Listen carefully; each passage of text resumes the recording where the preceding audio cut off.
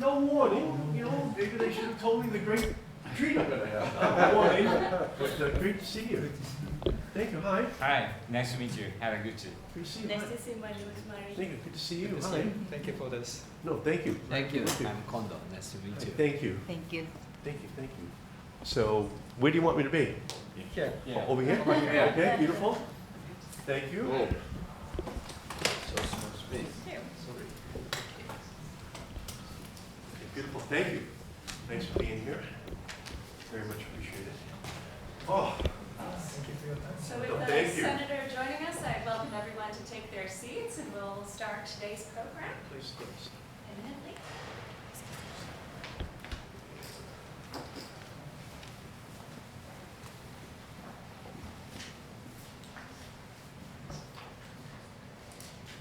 So welcome everyone. It is an honor to have been asked to moderate today's discussion as the executive director of one of 3 co-sponsoring organizations.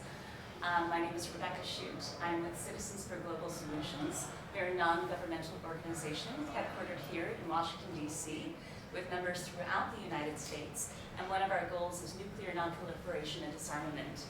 We are joined today co-sponsoring this event by parliamentarians for nuclear nonproliferation and disarmament, and the 3+3 delegation of members of parliament from the Japanese parliament. And we will express regrets on behalf of one member of our delegation who could not make it, who I will introduce shortly, from the Republic of Korea. The purpose of the delegation today is to discuss the 3+3 model for a non-nuclear zone in Northeast Asia.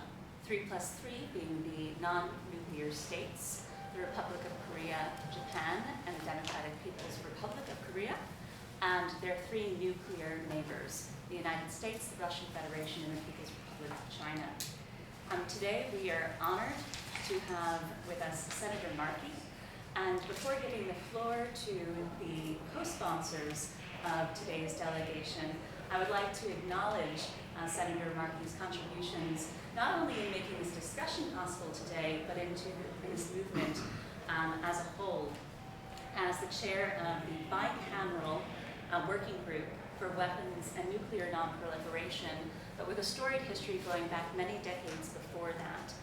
Senator Markey is known for his many legislative achievements on issues ranging from climate change, clean energy, safeguarding privacy, investor protection, preserving an open internet.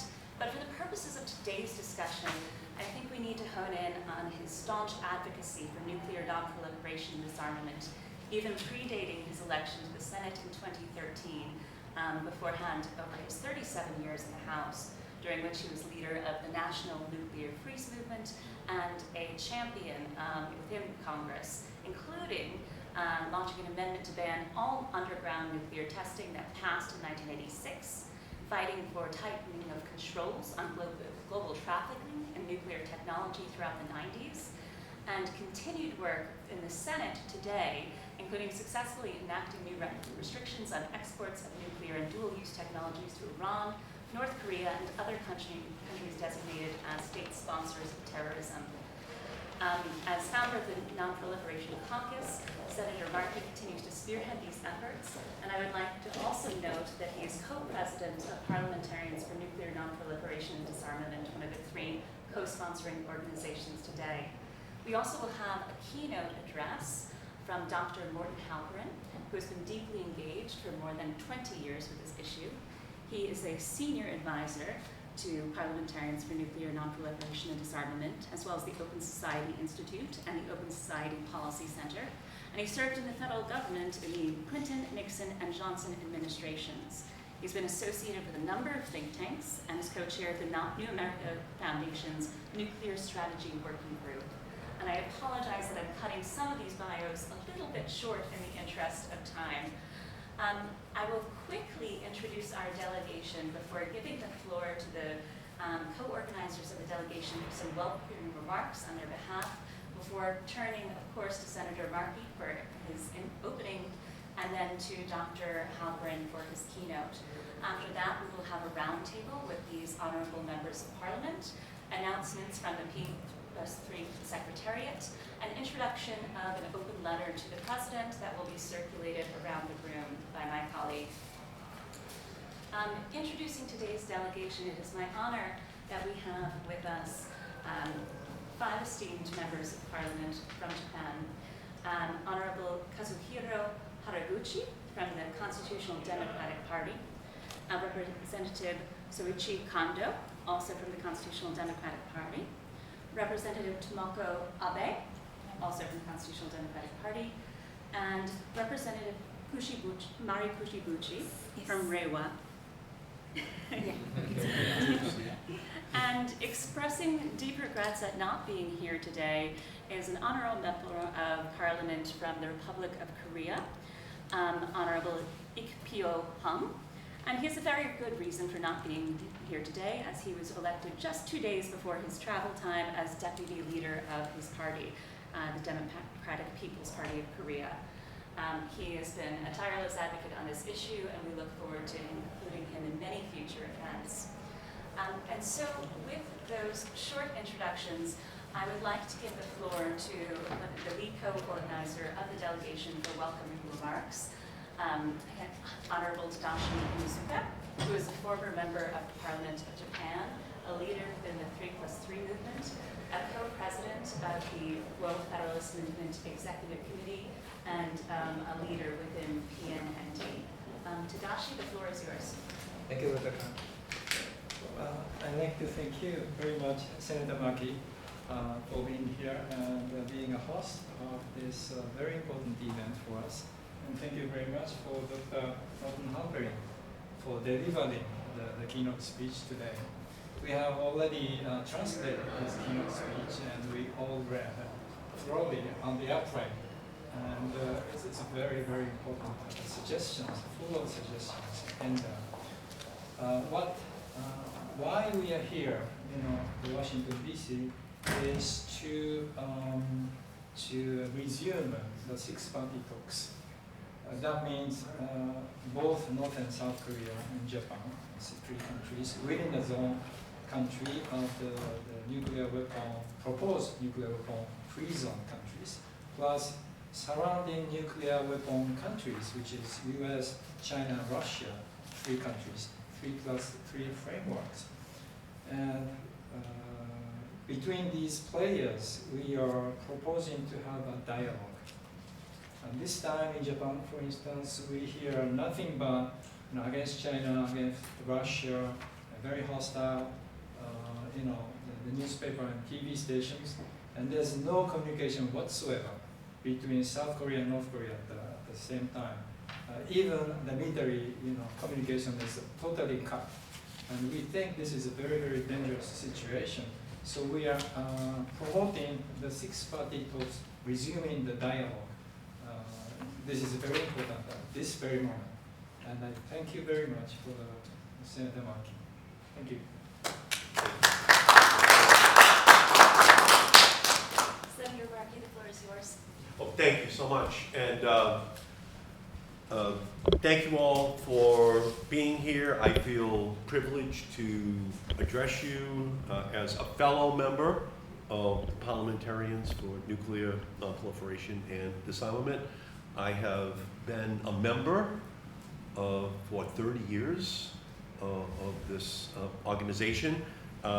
We have to continue to engage with each other and with thought leaders around the world, and I'm reassured that together we can and we will promote a world free of nuclear war. Today, Northeast Asia stands at a geopolitical epicenter for nuclear concerns. For decades, our world watched as nation after nation committed to the tenets of nuclear non-proliferation by reducing, or in some cases, altogether eliminating their respective nuclear arsenals. Others, including the Republic of Korea and Japan, have never developed nuclear weapons at all, opting instead to limit themselves to nuclear power production.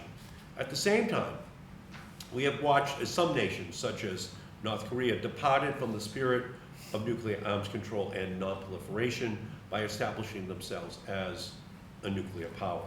And just this year, Russia withdrew from the New START treaty, thereby weakening a long-standing cornerstone of arms control that limits the number of deployed nuclear weapons. This evolution not only threatens global stability, but also poses a significant challenge to the traditional approaches to arms control. At the onset of the Ukrainian war, Vladimir Putin warned of consequences you have never seen, as he later deployed the first tactical nuclear weapons to Belarus.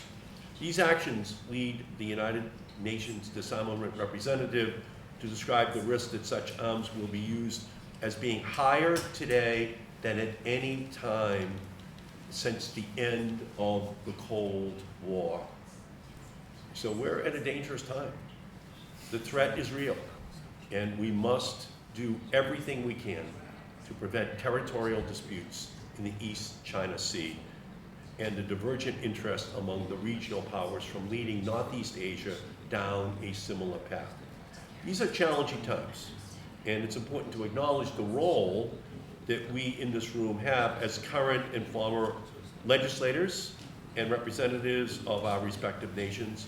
For my part, Representative Jim McGovern and I introduced the Hastening Arms Limitation Talks, or HALT Act, to help to realize a 21st century nuclear freeze movement effort, including creating an agreement on a verifiable freeze on the testing, production, and further deployment of all nuclear weapons and delivery vehicles for such weapons. However, it is unlikely that the threat of nuclear war can be fully mitigated by any single piece of legislation. And that is why international coalitions, like the one in this room, are so vital. Notably, this delegation has gathered here today to discuss the viability of establishing a nuclear weapons-free zone in Northeast Asia.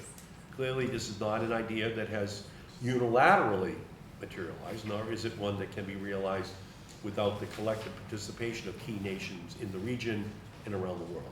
The task ahead is undoubtedly challenging. However, the price of inaction is much too great.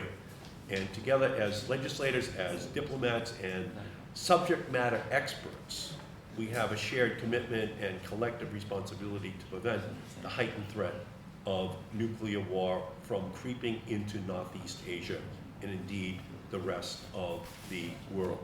So I've been honored to be a member of parliamentarians for nuclear nonproliferation and disarmament for many, many years. I go back to a moment in 1985 when, on the 40th anniversary of Hiroshima, President Reagan was refusing to send an American delegation to Hiroshima. And so I organized an alternative delegation to go from America. It included the great American actor, Jack Lemmon. It included the great American composer, Leonard Bernstein. And I took that delegation to Hiroshima that day on the 40th anniversary in August of 1985, so that we could see what had been created by the U.S. deployment of nuclear weapons in Hiroshima and then in Nagasaki. And in the evening, in the river, going through Hiroshima, they put tens of thousands of little paper boats symbolizing each one of the 50,000, 60,000 souls that had gone to heaven that day. And it was one of the most powerful experiences that I've ever had in my life. And it further reinforced the need for the United States to be the leader. You cannot preach temperance from a bar stool. You cannot tell other countries what to do if you are not doing it yourself. And so, very next year, on the floor of the United States House of Representatives, I was successful in passing an amendment which banned any further underground nuclear testing in the United States. The movie Oppenheimer, it talked about nuclear weapons in the atmosphere, but we were still conducting underground nuclear tests. And my amendment passed, and it said as long as the United States does not test underground and the Soviet Union does not test underground, that we should not test. So it was the beginning of a new era, and it actually drove Ronald Reagan to go to Reykjavik to talk to Gorbachev 3 months later, because he was losing his leverage domestically. So we need to have that same spirit that animates what we do here in the United States as we come up to the 80th anniversary of Hiroshima in 2 more years, so that we try to put in place the kinds of policies that will reduce dramatically the use of nuclear weapons. Last year, as the chair of the East Asia Subcommittee on the Foreign Relations Committee, I took a delegation to South Korea, and we were the first delegation to meet with the new president. And we talked about these issues to ensure him that there was support in the United States for an approach that led not just to Japan and Korea not developing their own nuclear weapons programs, but trying to build a coalition that would put pressure for the entire region to reduce the risk. So we thank you for being the leaders. You have a partner here in the United States, and there are many more like me. I have been a member of Congress for 47 years. And Mort Halpern just turned in disbelief to hear that number. So I've been here through all of these different administrations, and there's still movement towards developing more nuclear weapons in the United States, and that is not the right example. We have to set the example. We have to be the moral, political, economic, anti-nuclear leader for the planet, because we're either going to live together or we're going to die together. We're either going to know each other or we're going to exterminate each other. And if a nuclear war ever starts, the least that we should be able to say is that we tried. We really tried to avoid that catastrophic event. And that's what you're all about here today. And I thank you and I congratulate you for all this.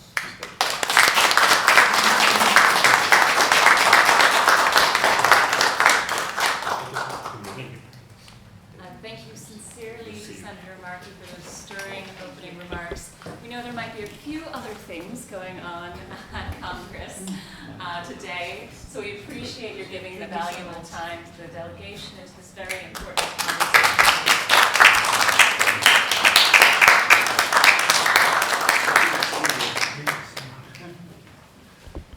So next is my honor to welcome to the keynote address Dr. Wilton Halpern. Dr. Halpern.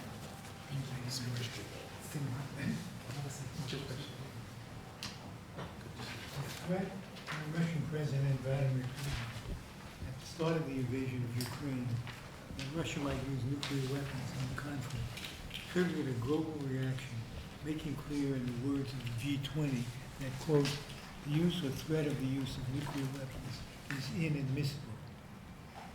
This widespread reaction has led to people believing that the nuclear threat has now been reduced somewhat than it was from when Vladimir Putin made his opening statement.